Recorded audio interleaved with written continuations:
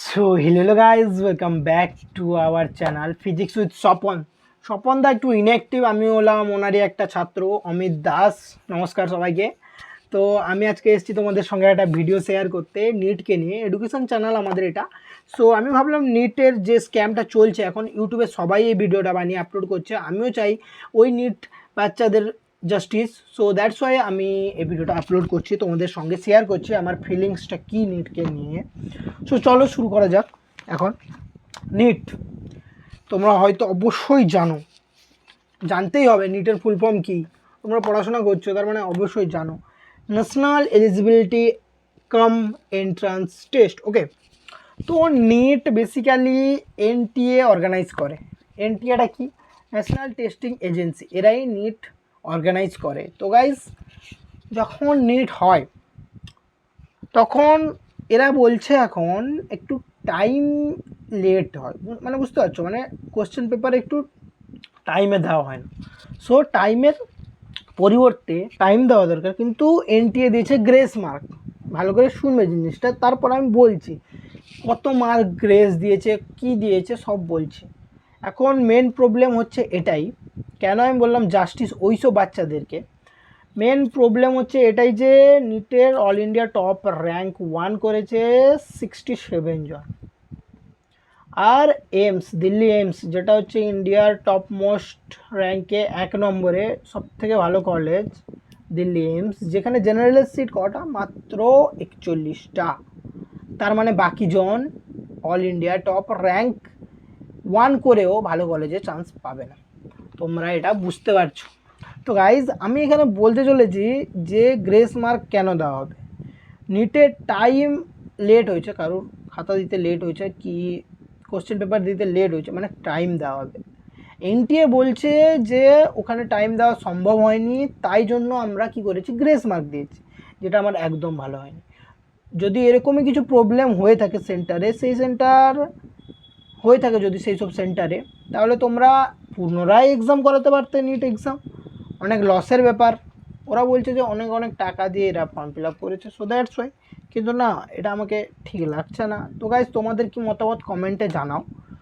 তো বেসিক্যালি আমার বলা এটাই যে তোমরা সবাই ভিডিওটা বানাও, এরকম ভিডিও তোমরাও বানাও, অনেক অনেক শেয়ার করো, আর এনটিএকে কোশ্চেনের অ্যান্সার দিতে বলো। হলো, অনেক কথা আছে তোমাদেরকে একে একে আমি তোমাদেরকে সব ভিডিও শেয়ার করব। তো আমি ভাবছি 2-3টা পার্টে ভিডিওটা দেওয়ার, তোমরা জানাবে কি করা যায় কি না করা যায়। সো গাইজ আমি বলতে চলেছি হরিয়ানার কোনো একটা সেন্টারে 6 জন টপ করেছে, যেটা ইম্পসিবল। কোনো একটা সেন্টার থেকে 6 জন টপ করা বেসিক্যালি ইম্পসিবল একটা জিনিস। আর কন্টিনিউ সেই 6 জনের মার্ক সেম। ওকে, এটাই হচ্ছে প্রবলেম, কোনো দিন কন্টিনিউ পরপর 6 জনের মার্ক সেম হয় না।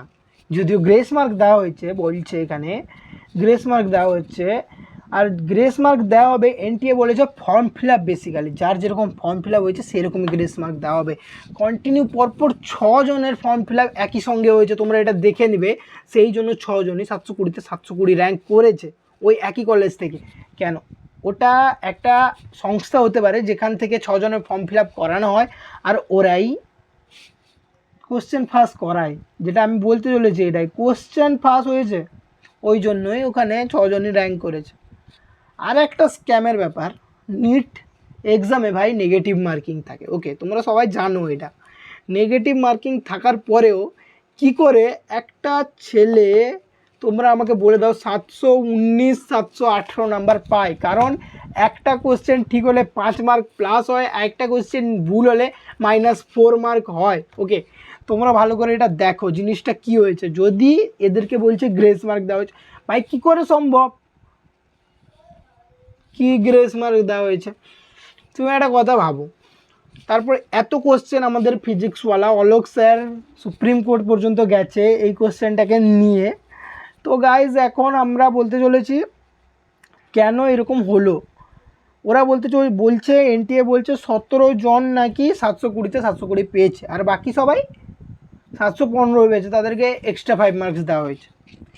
ভাই এখানেও ঘাপলাম, তাহলে ওই যারা টপ 2 র্যাঙ্কে হয়েছে তাদেরকেও তাহলে গ্রেস মার্ক দেওয়া হয়েছে। ওরা বলছে টপ 1 র্যাঙ্কের কিছু জনকে গ্রেস মার্ক দেওয়া হয়েছে, কিন্তু না। ওকে, এটুকুই ছিল আজকের ভিডিও। সো তোমরা একটু একটু ক্লিয়ার হলে, যদি এরপর আমি চেষ্টা করব আরও ভিডিও দেওয়ার জন্য।